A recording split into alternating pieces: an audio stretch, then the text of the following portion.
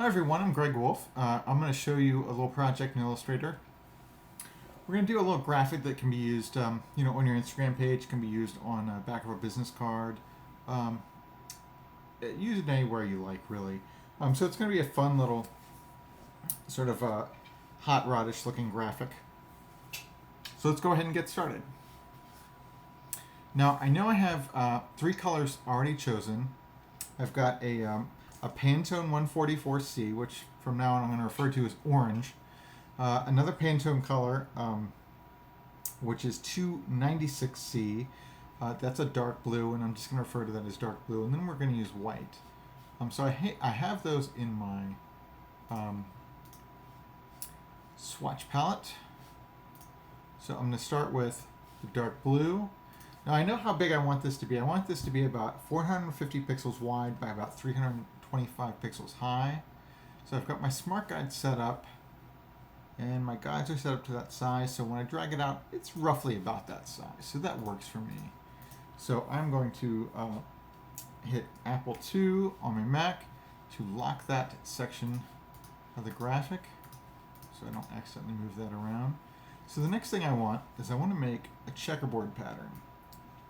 So in order to get the checkerboard pattern going, we're going to need 6 different squares. So I'm just going to copy, drag that one there, and there.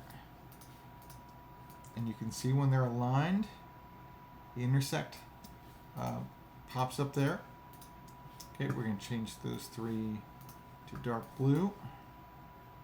And I'm going to scale them roughly to the size of the area I had set aside there. So we're going to Option Shift drag that over till it intersects. Then we're going to hit Apple D. We're going to paste it again all the way over to the end.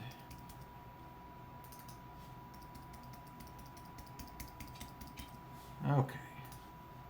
So let's check out what we got here. Okay, so I think it's just about perfect the way it is. All right. So we kind of got that exactly where we wanted it. We're not going to worry about whether the beginning and the end ends on the same colors. We're not going to worry about that. It's just a checkerboard. Okay, I'm going to group the whole thing. I'm going to drag it down here. I'm going to align it with the bottom of our square like that. Okay, I'm going to lock that. I'm going to lock that, pressing Apple II, because we don't want to accidentally move that around.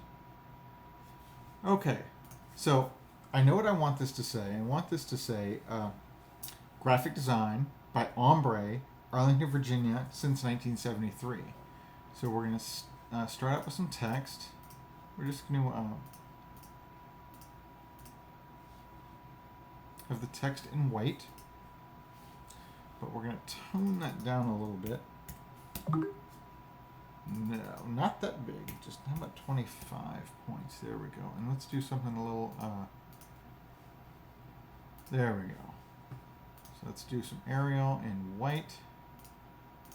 Perfect. 2. Okay.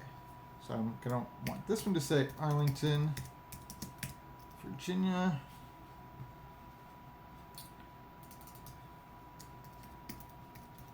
Graphic design, Ombre, and this one's going to say since 1973. Okay, let's sort of arrange these guys out. We want Ombre in the middle, we want Arlington, Virginia there, we want graphic design there. Okay, so the font I've chosen for graphic design and for Arlington, Virginia is a font called Aviator. Alright, so we're going to choose Aviator here. And I want that set to about 50 points. Now there's a method to the madness here. I'm using sort of numbers around featured in the hundreds. I'm going to use 50 here. This is going to be 50 as well. Okay, so that's perfect. Now Ombre is going to be a different font. Ombre is a font called Howard's. Howard's is an awesome set of fonts. We're going to use Howard's 4. I'm going to make that 100 points. It's a big, big, big, huge masculine font. Okay, and for this one, we're going to use Howard's 2. But this one has sort of an old school LA graffiti, Santa Monica graffiti style. Okay, so since 1973 is going to be there. So I want to get sort of a rounded design to this. So the first thing I'm going to do is I'm going to choose Graphic Design, and I'm going to warp it. So I'm going to go to Effect, Warp, and I know that I want to use the Arch feature. So Arch is different than Arc. There's a difference there. So Arch. So and we're going to set this to 25. Okay, which puts us like this. I know we want it to -25. Okay, so we want it to sort of curve inwards and downwards. Okay. Now we want the same thing for Arlington, Virginia, but we want it the opposite. So we're going to go to Effect. Now we could go to Apply Arch, and that's just going to apply the exact same angles that we chose, but we want it to be different, so we're going to go to Effect, Arch. For this one, we're going to get rid of that negative sign. Okay. We want to sort of bend inward and upward.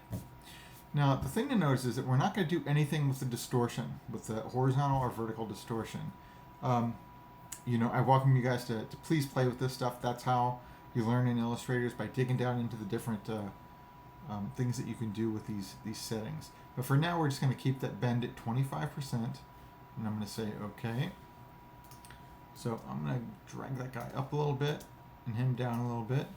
Now, Ombre, we're going to do something a little bit different with him. We're going to go to Effect, Warp, and we're going to go to Bulge. Okay, so we're going to do a -25. Oh, did you see the difference in that? So if we go to 25, look, it's really, really pumped up. Okay, but if we go to -25, oh man, it's really deflated, right? But this is the effect we want. We want Graphic Design to sort of bump down to the top of Ombre, and Arlington, Virginia to bump up to the bottom of Ombre. So right now it looks pretty ugly. Don't worry, we're going to fix that. It's not going to be in the distortion. It's going to be elsewhere. So we're going to keep that like that. So we're going to go to our character palette and go to vertical scale. So check this out. Now I see a lot of people who make this mistake and they don't use vertical scale. They just drag the handles out, which is a huge no-no. Vertical scale, check this out. Hit 200, hit return, boom, now we're talking. This is what we want.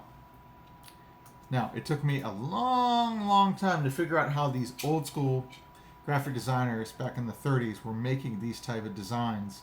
And there really they really left no explanation of how they did these things. And in Illustrator, there's never been any sort of dialogue as to how to do this. So this was just sort of by accident I figured this out. Okay, so now our design is coming together.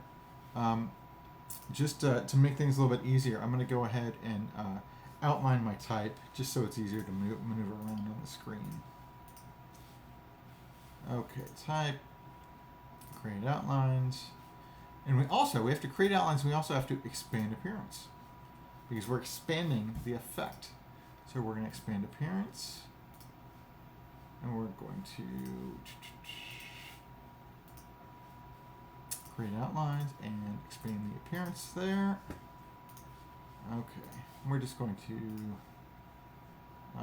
create outlines there.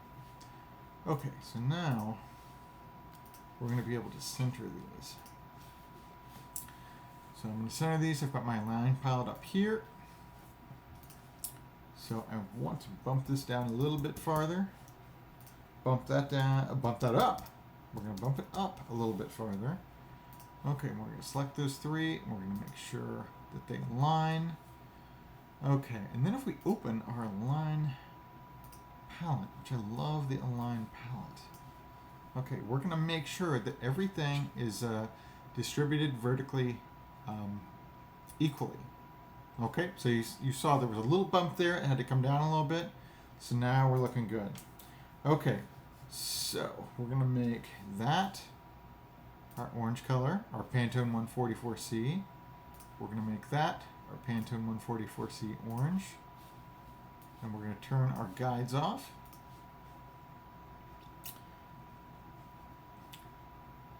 I'm going to hide guides. Zoom out a little bit. There we go. There's our project.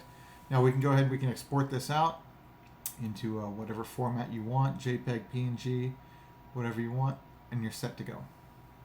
I'm Greg Wolf. Thanks a lot.